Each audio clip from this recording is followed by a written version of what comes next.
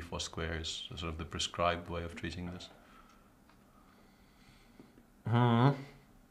Yeah, I don't know. I never know what to do here with white. Take knight d2, bishop f3, but then you get very little.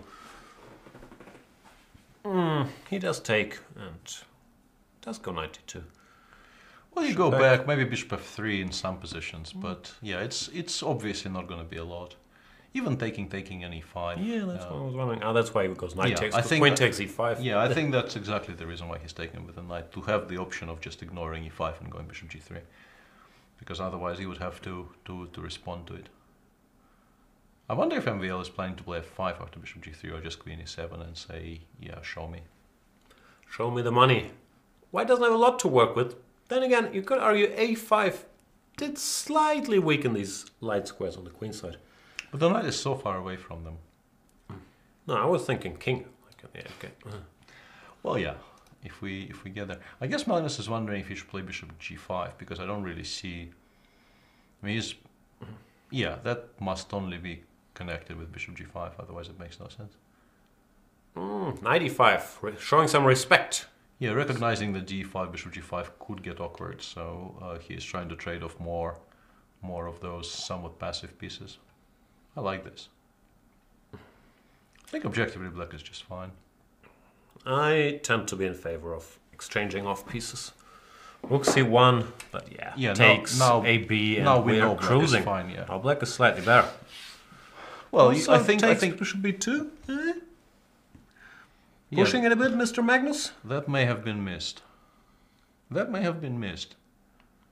It does require black to leave the long diagonal with the bishop, but yeah, what's the... Pawn is a pawn. But he decided... But Maxi boy... He probably didn't spot it, because he would have gone for it. But yeah, I mean, he is perfectly fine here anyway. Yeah. And he also lets the knight live, which I'm surprised by. I thought he'd take and go rook somewhere. Yeah, but then c5. I think white just starts with the c5 break the minute it becomes available. But now Magnus will keep the knights on the board. And probably. Hope for tricks. Probably. Although, I mean, objectively, knight d4, even c7, c5, black is not really suffering. Yeah, that's what I was thinking about. A great deal. 5 cb. Knight d4 played, and yeah, I mean, if you allow before b5, you do start running some objective positional risks. Even take on e5, plant the knight on c6, start playing sort of around. Yeah, or even this maneuver, like now I would contemplate. Yeah. Rook a2, b5, so white does get his preferred structure on the queen side, but black controls utterly the one open file on the board, so I think black is quite comfortable here. Even take with the bishop, I guess, put the queen on f6. Without the a file, it's kind of awkward for white to even try doing something. You probably want to trade at least one pair of rooks if at all possible. But Magnus gets the knight over to d5, which is, I think, a very good maneuver. Because this knight on c6 sometimes can be a bit of fool's gold, right? It looks nice, but it doesn't really contribute. But yeah, d5, that's an important transfer. Knight d5, you have to make some awkward moves. Black probably is still not doing that horribly because he has the a file. But all my money is on Magnus here. Yeah, I think Magnus definitely won that little bit of a game. The game. Rook b1, I guess, so as not to allow rook a1 at any point. The bishop goes back to g7, f5. It does become concrete at some point, and because black has the a file, he might still hold by creating some counterplay if he doesn't get mated straight away, but that's not a given. Really doubt it. Yeah. That's not a given at all that he doesn't get mated in the immediate future here.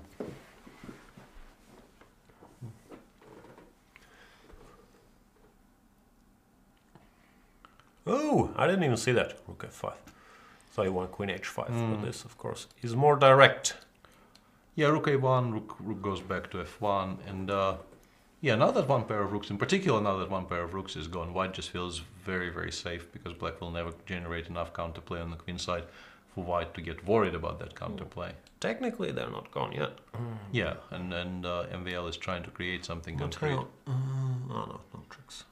No tricks just yet, although they might appear later.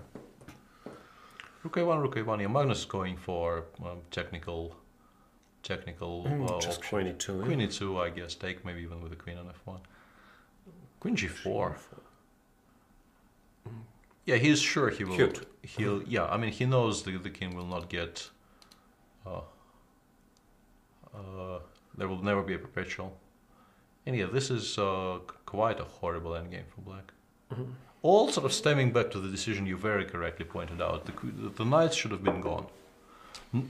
Even if you don't spot knight f3, queen f3, Yeah, bishop b2. just take and any move, rook a4, whatever. Yeah, it was a weird decision to keep the knights on. It still requires some work to win this, but Magnus is, very, very capable in these positions. Yeah, rook a2. He may have misplayed it a little bit, actually.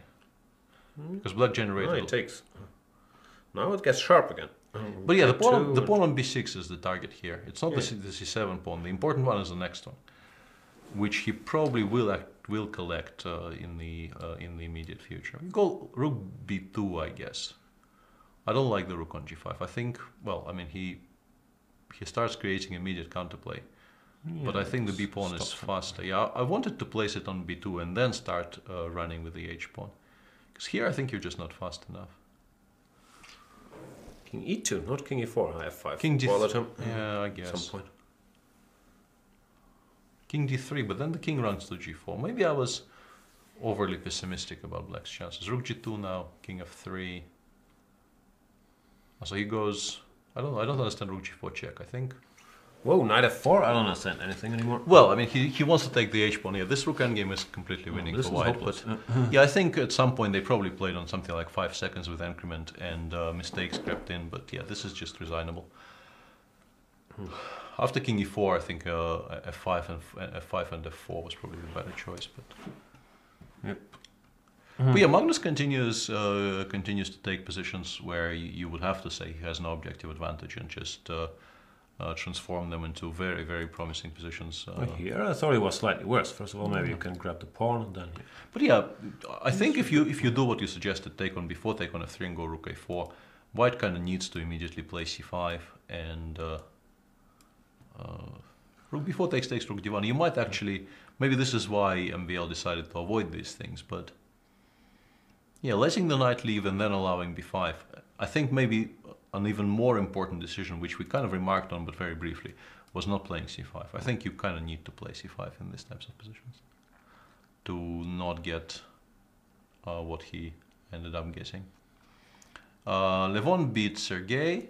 One game still going. Let's chime in or jump in. Yeah, Hikaru is probably completely winning because there should be a mating attack here.